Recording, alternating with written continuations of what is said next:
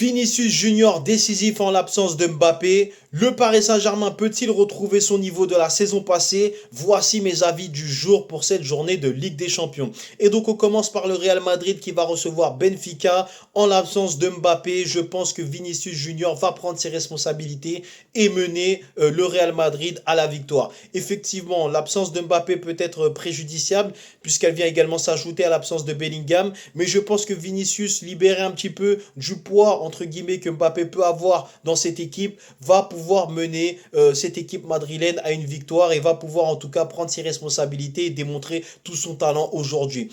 Il est vrai que les absences sont assez notables puisque Bellingham et Mbappé sont des titulaires indiscutables et mènent souvent cette équipe à la victoire. Mais pour moi, le contenu peut être amélioré. Je pense qu'aujourd'hui, on va avoir des réponses justement avec ces absences-là. Donc en tout cas, ce que je vois aujourd'hui, moi, ça va être un Vinicius Junior décisif aujourd'hui, accompagné d'un Arda Güler en forme qui va mener le Real Madrid à la victoire.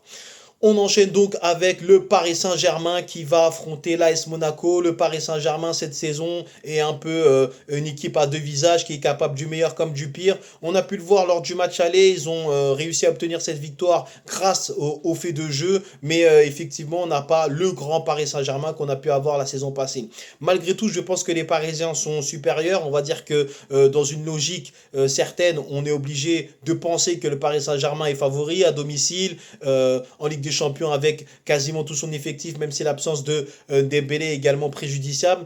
Tous les éléments sont réunis pour que le Paris Saint-Germain puisse passer ce tour qualificatif et obtenir la victoire aujourd'hui. Maintenant, il faut se méfier, je pense, de cette équipe de l'AS Monaco qui a obtenu une belle victoire ce week-end contre Lens, donc qui retrouve de la confiance petit à petit et qui va être sûrement en capacité de marquer aujourd'hui. Donc pour moi, si on devait partir sur un avis assez raisonnable, je pense que la victoire du Paris Saint-Germain avec les deux équipes qui marquent est plutôt intéressante pour cette rencontre. N'hésitez pas à me dire ce que vous pensez des analyses que j'ai faites, quel scénario vous voyez pour ces rencontres. Et en tout cas, moi, je vous souhaite une belle soirée de Ligue des Champions.